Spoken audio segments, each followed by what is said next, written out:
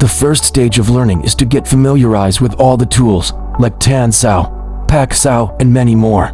These are all in the first form of Siu Lin Tao. It is like the ABC of the art.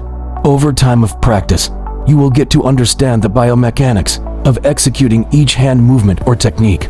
You will realize that every move is accompanied by the association of the relevant part of the body to deliver or make that hand movement.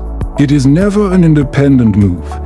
There is always other parts supporting that move. When you realize that, then you are on the right learning path. For example, the Fuk Sao will be done with the absorbing force, initiated by the tongue or swallow motion by the overall body coordination. See that the hand shape is not like a hook, but a cup in shape to contain and subdue the opponent's hand. The Chum Sao is done with the horizontal rotation body creating the motion, and the Chum Sao hand still on the center line striking and yet guarding, and enabling the practitioners to execute the next appropriate move, depending on the combat situations or follow-up strategy. This is how you can attack and yet protect your center line, which basically operate from the Yiji Kimyama. Similarly, like Fosao and Kansao are done with this principle, by shifting the Yiji Kimyama, which many don't. That's what the Yiji Kimyama in Siu Lin Tao is for. It teaches you how to attack and dominate in close quarter combat. Why these movements not found in Siu Lin Tao? In the rare long form Lin Tao, all these are taught and probably get diluted or filtered with time, which is unfortunate. Ironically, there's no double hand Jisao in the long form Lin Tao, but there's their version of single hand Jisao, which is done in Pinsan. So, there's no Tan Bong Fuk type of Jisao, but only single hand Pinsan sensitivity training. But we still can incorporate the old concepts into our present method in the squaring Yiji Kimyama stance. Like the Chum Sao is done with a slight motion and sitting into the stance, and not done squarely as normally the practitioners will do. Even this Chum Sao exercise is done differently from lineage to lineage, each having their interpretation and emphasis. So, how do you do the Chum Sao?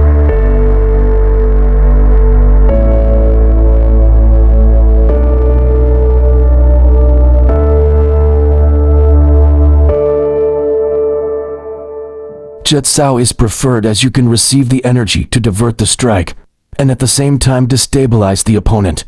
So, the concepts of receives what comes follows what goes can be applied. There is no resistance, but flowing with the energy.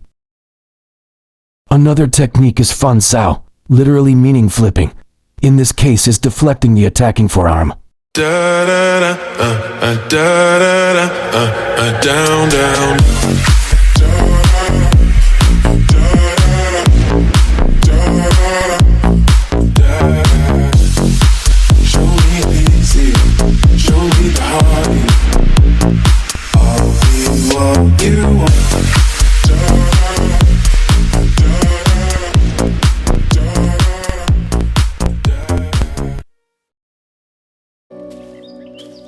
Next, add in simultaneous defense and attack for training only, which is not easy in actual application.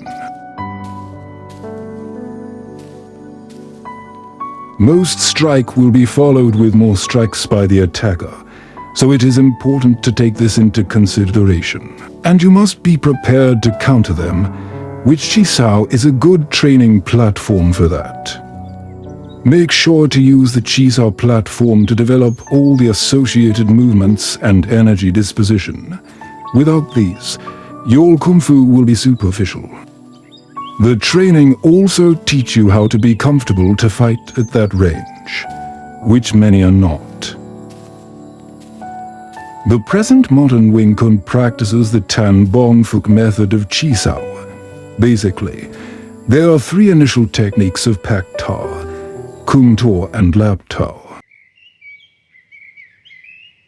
These techniques work well only in the Tan Bong Fuk format, but may not be true in a free flow or disengaged combat situations. These can work well in the Tan Bong Fook format because the hands are always engaged. In the free flow format, the engagement is loose or not in contact and therefore not easy to do. So, don't waste time doing something that will not happen in real fights. Put the training into a more free-flow method which we are adopting. That's the hard truth.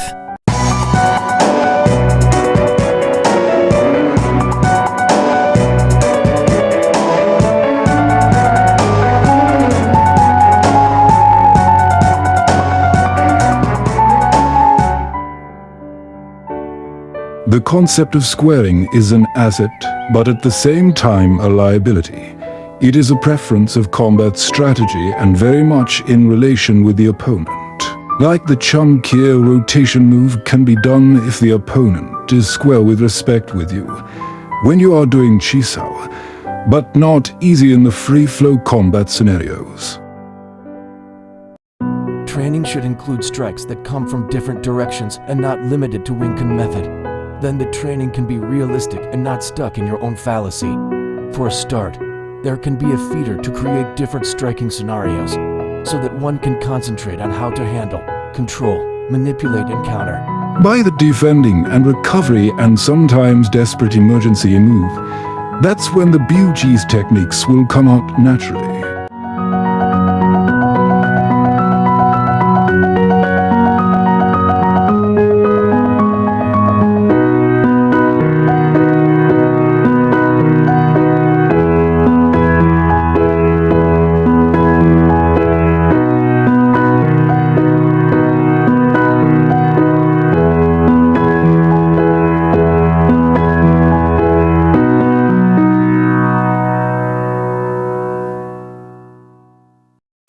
Man Sao or Bu Sao? When to use? Which to use? Using Man Sao. Using Biu Sao. Biu Sao travels directly, using spitting energy. Man Sao travels obliquely, using Biu's spiral energy. So, when to use which will depend on your response time and follow-up intention. That's what or how are you going to follow up with, and obviously your skill level also. Every individual has to follow up within your capacity and capability. That's what you can do anyway, but in training you can be more adventurous, as that's the way you can improve and progress, and the counter by your training partner allows you to fine-tune your techniques. Allows you to experiment, experience, and explore different options as the possibilities and probabilities are countless. You can stamp, low side kick, knee strike or elbow strikes, so it depends very much on your skill level and awareness. Footworks, movements, shifting and repositioning are all necessary to be trained. Forward energy, as in Chum Q's Chama, or rotation force are important. Chama. The forward pressure technique. Sidestepping kicks. Outer lower crescent kick. Lifting kick. Are some of the tools that you should sharpen. That's perfect then by practicing and practicing.